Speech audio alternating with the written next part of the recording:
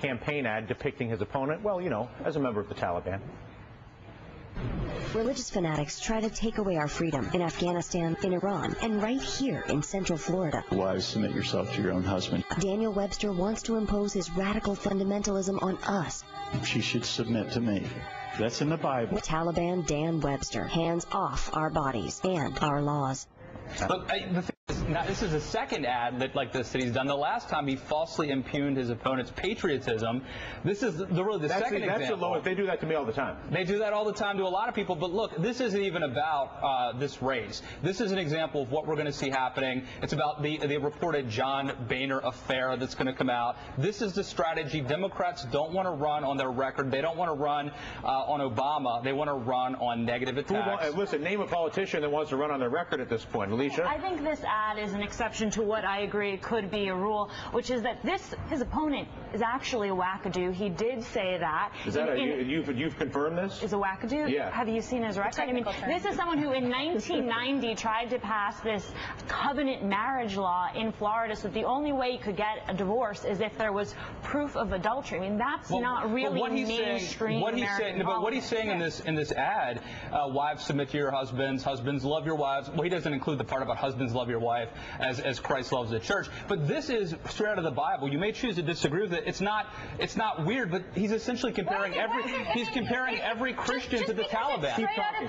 Just because it's straight out of the Bible doesn't mean we have to actually you don't have to agree with it. But what I'm saying is, the Bible actually has some sexist sections in it, right? You know, and slaves. And I mean, it does have the idea of wives submitting to their husbands, and some of us who are wives don't think that that's a great 21st century we can debate that the whole time about he is simply, this quote is, first of all, your point is it's edited, and it's also, frankly, aren't they all accusing Christians of being like the Taliban? I don't know if Christians fly. That's essentially what this is saying. No, what it's arguing is that you can have fundamentalists in all religions, and that whether you are Muslim or Christian or Jewish, they're not morally equivalent. It's saying that to be governed by fundamentalist religious law is something that most of us, whether it is fundamentalist law based on religion or the Christian or the Jewish, is something that those of us. It's a false analogy. That's what's so insulting. The Taliban. Not to her. Yeah. And we were definitely the focus group. Let's move on.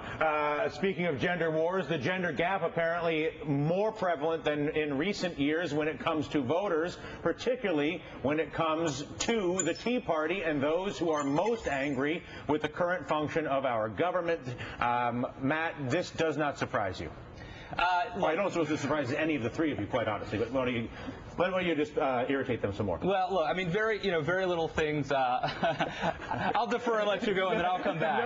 Come on, do it. It's fine. No, it doesn't really surprise me, to be honest with you, not at all. And it doesn't surprise me either, and I know it doesn't surprise you guys. At the end of the day, the people who have suffered the most under the Bush policies that have been continued by Barack Obama have been the displaced middle and lower middle class men in manufacturing. By the way, as a New York Times story last year, and I think it's still true, 82% of the people who lost jobs were men. But there's also recent studies that show men, and especially I would say in culturally conservative parts of the country, are their identities are greatly harmed when they lose their job. There was a study that just came out. Because women are supposed to be mothers, and men are supposed to get food. It doesn't work. The whole thing. This is an economic story, right? We're seeing the hollowing out of the American middle class, and that hollowing out is hitting men with particular sort of 82% according to that study. But the other thing is, men said that they would rather lose or have their spouse cheat on them than lose their job. That tells you a lot. I think, though, when you look at these numbers, it shows that some of the opportunity for Democrats here, not just with women, but with unmarried women. You go back to 2008, unmarried women broke for Barack Obama 70-29. Married women voted for John McCain by a 3-point margin. If they're going to invest in a demo here, this is a key demo that can turn out for them. Single gals for Barack, is that your campaign? Single gals for Democrats, and single gals mean women like myself who've never been married. It means women who've been divorced, and it means women who are widows. But at the end of the day, if the economic model of this country is based on the destruction of that middle class, the gambling of the middle class's capital base, does it matter whether the Democrats are doing the destroying or the Republicans are doing the destroying? It's just in this case that the men who are suffering from it are the ones that are the most disenfranchised.